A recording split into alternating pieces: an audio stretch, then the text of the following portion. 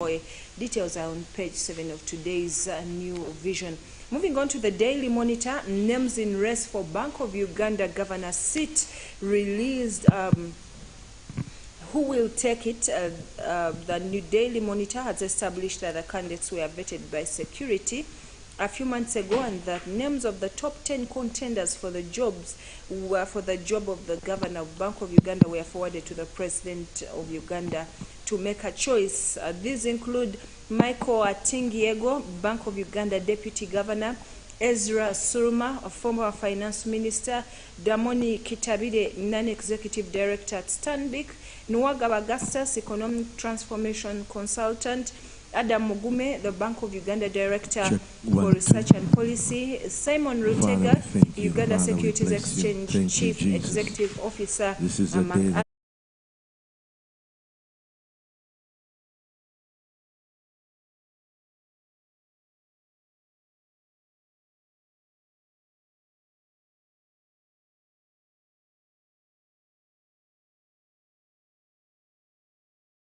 The East African Community Regional Force has begun deploying boots on the grounds across the East African Father, we thank you for the telecast. We thank you, King of Glory, that you have given us a platform, Lord, and we are here, my Father. Holy Spirit, we welcome you.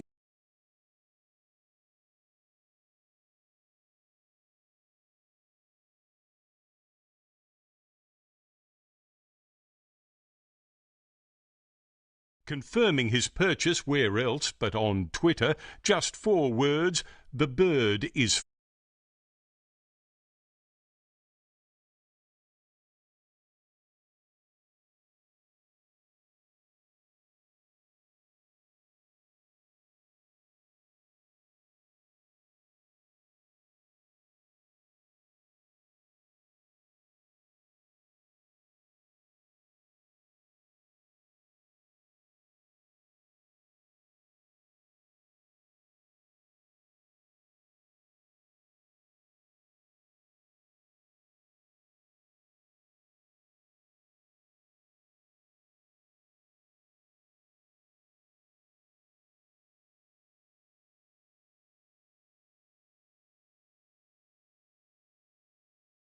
taken in the colony.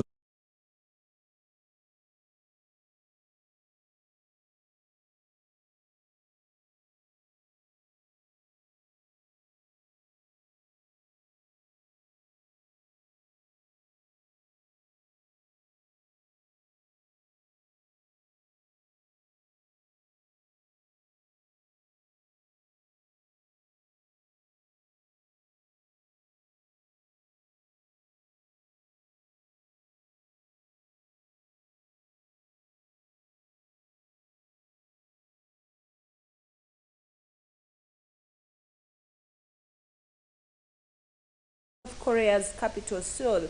According to officials, at least another 82 were injured in the incident in the Itaewon nightlife area, which was holding its first unmasked Halloween celebration since COVID. Reports describe a desperate scene of people caught up in the crash piling on top of each other. Most of the dead were teenagers or in their 20s. 20 were foreigners. The cause of the disaster is still being established. And at least 141 people have died when a pedestrian suspension bridge collapsed in India's western state of Gujarat. A local official said most of those who had died were women, children, or elderly. The bridge in Morbi had been officially reopened just a week ago after repairs. There was overcrowding on the bridge at the time as people celebrated the Diwali festival. The 230-meter bridge on the Machu River was built during British rule in the 19th century. And in Brazil, they have taken a turn to the left as former President Luiz Inácio Lula da Silva beat far-right incumbent Jair Bolsonaro in the presidential election. After a divisive campaign which saw two bitter rivals on opposite sides of the political spectrum go head to head, Lula won 50.9% of the votes. It was enough to beat Jair Bolsonaro, whose supporters had been confident of victory. The division which this election has highlighted is unlikely to vanish It is a stunning comeback for a politician who could not run in the last presidential election in 2018 because he was in jail and banned from standing for office. And in Russia, the country has announced it is suspending its involvement in the internationally brokered deal that allows Ukraine to export grain from its Black Sea ports. It comes after Russia accused Ukraine of a massive drone attack on the Black Sea fleet in Sevastopol, Crimea. Ukraine has not admitted the attack, and President Volodymyr Zelensky called the Russian move rather predictable. Without providing evidence, Russia also accused British troops of being involved in Saturday's attack. It also accused the UK of blowing up gas pipelines last month.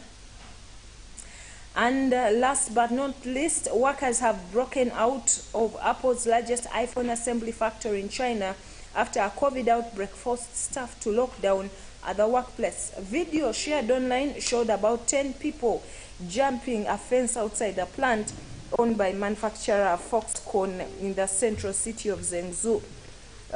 Chinese people and businesses are continuing to grapple with President Xi Jinping's rigid zero-COVID policy.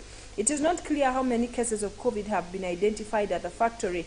However, in the last week, Zhengzhou, the capital of China's Henan province, reported 167 locally transmitted infections, up from 97 the week before, according to the press.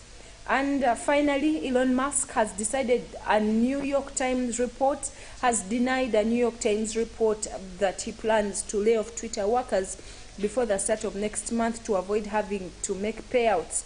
Replying to a Twitter user asking about the report, he said this is false. Last week, Mr. Musk completed his $44 billion takeover of the social media platform after months of legal wrangling. The buyout saw the exit of the firm's top bosses, including its executive chairman, chief executive, and finance minister. At the weekend, the New York Times reported that Mr. Musk had ordered a major job cuts across Twitter's workforce. Well, this brings us to the end of today's news update. This morning's news update will return at 12:45 with fresh news in brief here on Channel 44. I remind you of the Karamoja cry. We are helping the people of Karamoja. We are giving them a permanent solution to the starvation situation in Karamoja. We are planting, plowing, and producing for them, so you are welcome to join us. So far, what has been done has been great, thanks to you, the partners of Robert Kayanja Ministries. However, the need is still great. Please send your seed once again to the numbers that will be available during the services, or you can bring it here at the Miracle Center Cathedral. Every evening we are having revival services from 6 p.m.